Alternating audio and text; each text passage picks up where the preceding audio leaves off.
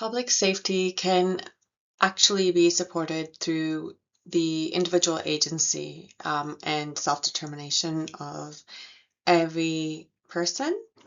And this is relevant to technology as well as international institutions.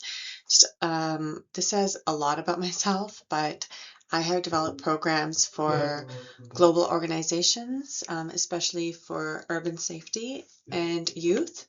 And we did this through a variety of projects, including artwork, um, surveys, as well as training.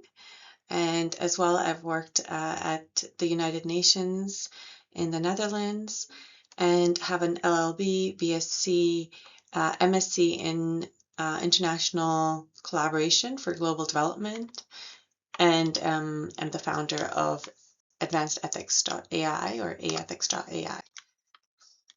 So personal capacity, when it is improved and it is made more robust through the realization of individualization, it is serving the merit, so capacity and participation,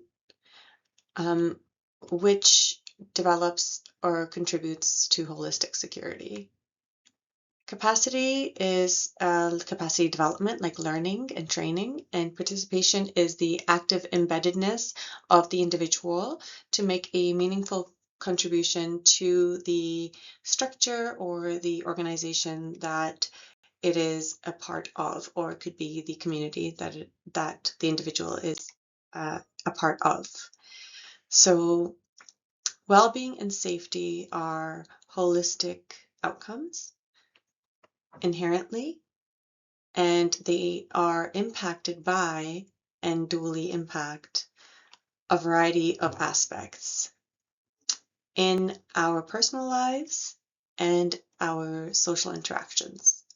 And again, this is why institutions and organizations need to consider and support holistic and robust personal development.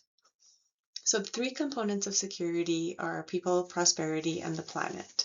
And so this is it's something that I came up with in my studies and during my work, and I currently am implementing in my organization, advancedethics.ai, aethics.ai, and holistic security is comprised of people or the social fabric, prosperity, which is economic security, and an environment, which can be said to be, planet, so environmental security. So these aspects are overlapping. And for example, one driver can impact one or more of these simultaneously. And a few drivers, like a handful of drivers, can impact all three pillars most effectively. So these drivers that we're impacting, they need to be developed through scientific analysis, root cause. So going back to determine exactly what action would cause a cascading impact and result in the desired indicators, or multi-sectoral partnerships. So collaboration and cooperation are very vital, and they're indispensable to creating long-term holistic solutions towards security. So holistic safety and well-being is, again, a component of physical, economic, and environmental security. And community safety does impact families' livelihoods, ultimately the health and progress of society. And this is why it's important. Security should be viewed as contingent on timelines and various sectors and industries and contexts. Organizations can collaborate for cooperation and communication to share best practices in achieving these goals. And it's not just about measuring them through indicators. It's about looking at data and what has worked, and looking at what's relevant for the culture and the geography.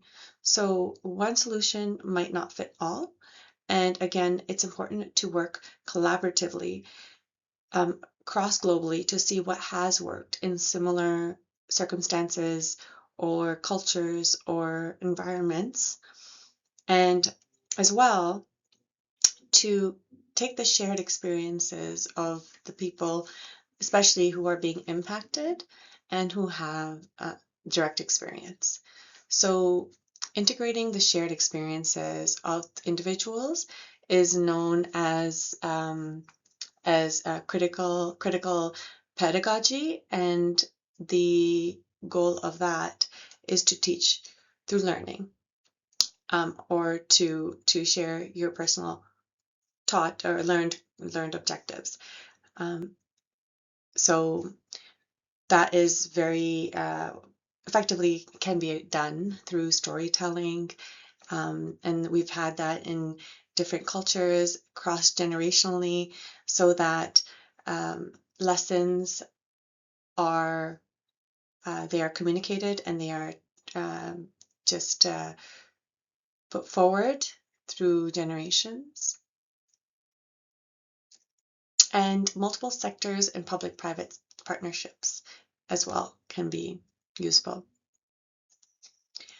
Community information sessions or community intake sessions can also be a very useful practice here.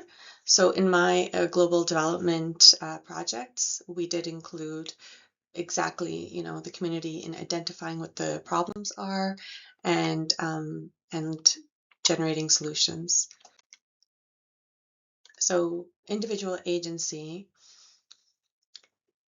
through improving that, we can actually improve the resilience of the social fabric, so that while we're empowering each individual component of the social fabric, we are effectively empowering the individual.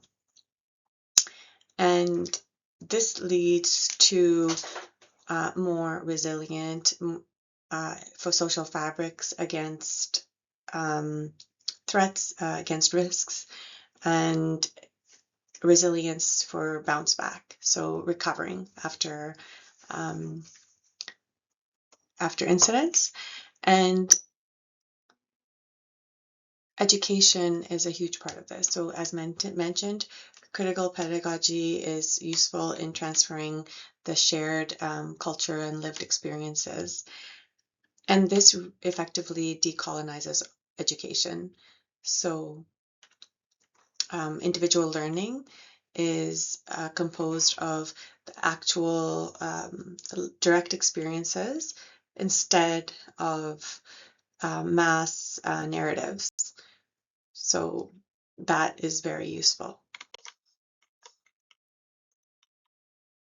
Education, so the composition of the human mind can be informal or formal. So informal is our interaction in our daily lives with other people, with the media, with social media. And formal is, for example, books. It could be schools, universities, courses. So formal and informal modes of education, they coalesce to form our knowledge, our identities, as well as our concepts of the world. And so that's why it's important to look at the quality of narratives or inputs into our minds, so we can draw a parallel between our psychologies and algorithmic programming in AI and technology and social media and computers.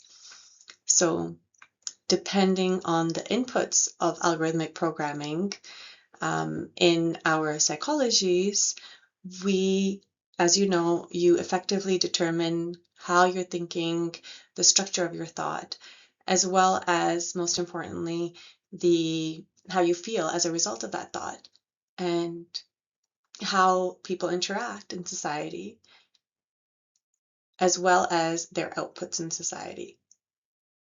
So our thoughts are very important, and examining what is being inputted in the form of education is also it's indispensable in the broader picture of what society does and how society defines itself. So in participation, how individuals are able to organize themselves to make meaningful contributions to society. It's clear for public safety and security that the communication of needs or representation is vital. So knowledge exchange across borders and cultures builds individual capacity, which further contributes to the communicability in the social fabric. So for example, individual merit is built through capacity development. So we ensure that culture is preserved. We ensure that the values of society are they are communicated in a way that is accurate and that is decentralized. So we mitigate or avoid mainstream narratives that attempt to or they inadvertently condition and they manufacture narratives and beliefs of society globally, and instead look at what actually matters for the individual and humanity in the current moment.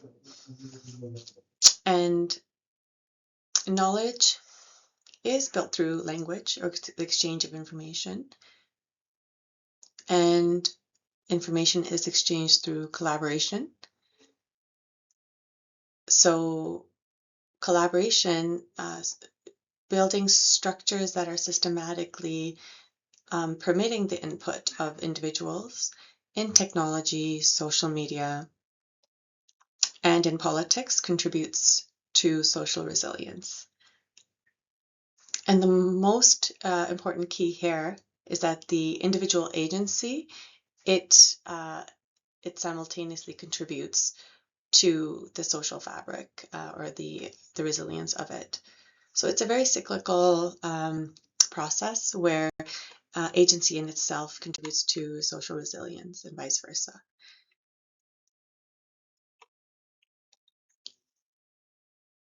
So physical infrastructure as well as informational infrastructure both impact the possibility of civil discourse. So for an individual to engage in meaningful dialogue, which then impacts their surroundings and society and political environment. So informational infrastructure, for example, are the social media algorithms. They are AI. They include so books and narratives and language. So these are some ways that people can be involved in civil discourse. And the other aspect is physical. So it's infrastructure and examining how in reality it impacts movement and access is very important. So the underrepresented groups like and neurodivergent groups and single mothers and people with physical inabilities are granted access in the same way to services and to paths of discourse that others are. And why this is important is that physical spaces, they can effectively enable collaboration and discourse and therefore individual agency.